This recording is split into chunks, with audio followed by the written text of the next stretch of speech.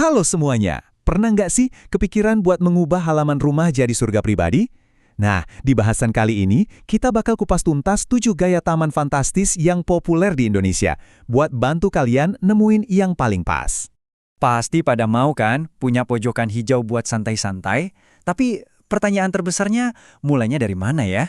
Pilihannya tuh banyak banget, dan milih gaya yang pas itu, wah, langkah pertama yang paling penting. Nah, makanya kita di sini.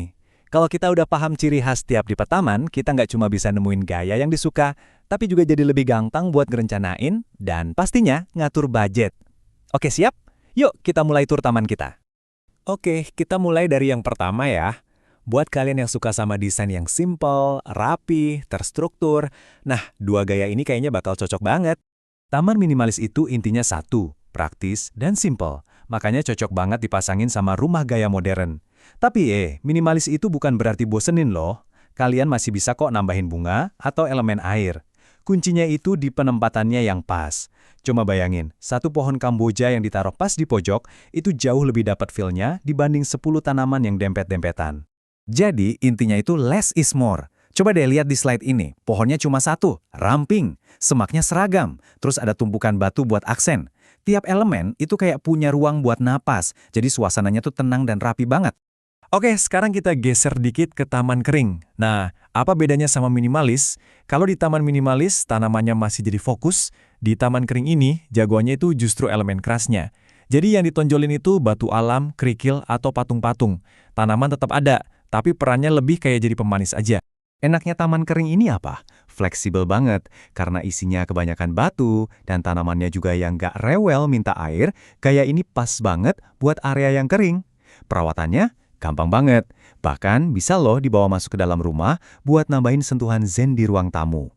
Oke, tadi kan kita udah bahas yang rapi-rapi dan terstruktur ya. Sekarang kita pindah ke gaya yang lebih personal, lebih nunjukin ekspresi. Ini nih, taman di mana kalian benar-benar bisa bebas nunjukin kepribadian dan kreativitas. Taman tematik itu apa sih? Ya, sesuai namanya, tamannya punya tema. Dan temanya ini bisa apa aja, suka-suka kalian. Mungkin mau bikin taman merah putih yang isinya cuma tanaman bernuansa merah dan putih? Atau taman sehat keluarga yang isinya tanaman bumbu dan herbal? Bisa banget. Nah, di sini kita bisa lihat gimana semua elemennya itu nyambung. Tanaman, pot, ornamen, semuanya dipilih buat ngedukung satu konsep besar. Kalian bahkan bisa mainin topiary. Itu loh tanaman yang dibentuk-bentuk, mau dibentuk jadi karakter kartun favorit anak atau bentuk unik lainnya. Pokoknya, di sini kreativitas itu tanpa batas. Berikutnya, ada yang lagi ngetren banget nih, taman kontainer. Atau gampangnya, taman dalam pot. Gaya ini super fleksibel. Saking fleksibelnya, taman kontainer ini bisa digabungin sama gaya lain. Misalnya jadi taman kontainer minimalis atau taman kontainer kering, tergantung pilihan pot dan tanamannya. Yang paling juara dari gaya ini ya kepraktisannya. Nggak perlu lahan gede, punya balkon, teras, atau bahkan cuma pojokan ruangan, itu udah bisa disulap jadi taman. Jadi ini solusi sempurna buat yang tinggal di apartemen atau masih ngontrak. Oke, udah cukup ya sama yang rapi-rapi. Sekarang kita masuk ke dunia yang lebih liar, rimbun, dan alami. Bayangin aja, kalian kayak bawa sepotong hutan ke halaman belakang rumah. Selamat datang di hutan. Ya, ini dia, taman tropis, yang populer banget di Indonesia, apalagi di Bali. Tujuannya emang buat menciptakan lagi suasana hutan tropis yang alami, padat, dan penuh kehidupan. Terus gimana caranya biar dapat tampilan tropis yang subur? Kuncinya itu ada di layering atau pelapisan. Maksudnya kita gabungin tanaman dengan tinggi, bentuk daun, dan warna yang beda-beda. Biar apa?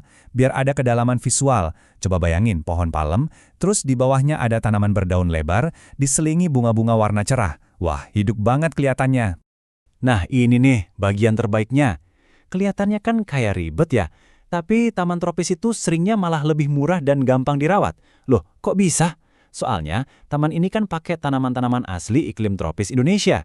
Jadi mereka udah biasa sama cuacanya, udah beradaptasi, jadi nggak perlu perawatan yang aneh-aneh. Terus, gimana kalau lahannya mepet banget? Bahkan hampir nggak ada. Jawabannya, kita bangun ke atas. Taman vertikal ini solusi super jenius buat memaksimalkan ruang yang sempit. Hasilnya, dinding hijau yang rimbun dan dramatis banget. Tapi tentu ada plus minusnya. Di satu sisi, efek visualnya luar biasa. Dan ini solusi cerdas banget buat ruang sempit. Tapi di sisi lain, biayanya emang relatif lebih mahal. Kenapa? Karena butuh struktur penyangga khusus, terus sistem penyiramannya juga harus otomatis, biar airnya bisa nyampe ke tanaman yang paling atas. Oke, buat gaya yang terakhir, kita bakal lihat sesuatu yang beda 180 derajat. Coba bayangin istana-istana di Eropa, atau gerbang masuk gedung perkantoran yang megah. Nah, itu dia. Taman formal itu intinya soal kontrol dan presisi. Semuanya diatur dalam bentuk geometris yang kaku. Kotak, lingkaran, elips, pokoknya harus rapi dan terstruktur banget. Makanya gaya ini sering dipakai buat menciptakan kesan berwibawa, misalnya di area perkantoran atau ruang publik. Nah, buat dapetin tampilan kayak gini, taman formal itu ngandelin banget topiary sama pemangkasan yang presisi. Pokoknya garis-garisnya harus tegas. Tapi ini dia kelemahan terbesarnya. Perawatannya super tinggi. Kalian harus rajin banget mangkas biar semua bentuknya tetap sempurna dan nggak kelihatan berantakan sedikit pun. Oke, kita udah jalan-jalan ke 7 gaya taman yang beda-beda banget. Dari yang super modern sampai yang liar dan alami. Nah sekarang, waktunya buat kita rangkum semuanya. Anggap aja slide ini contekan cepat buat kalian milih. Contoh nih, kalau kalian maunya yang perawatannya gampang banget dan tinggal di area yang airnya susah, langsung aja lirik baris taman kering. Atau kalau punya lahan sempit tapi pengen kesan rimbun, vertikal bisa jadi jawabannya. Nah, tinggal cocokin aja gaya taman sama prioritas, budget, dan lahan yang kalian punya. Pada akhirnya, taman yang paling bagus itu ya yang jadi cerminan diri kita sendiri. Taman itu bukan cuma sekumpulan tanaman, tapi sebuah ruang yang bisa cerita tentang siapa kita. Dengan bekal pengetahuan ini, kalian bukan lagi sekedar pemimpi, tapi udah jadi desainer. Jadi pertanyaannya sekarang, mahakarya seperti apa yang akan kalian ciptakan?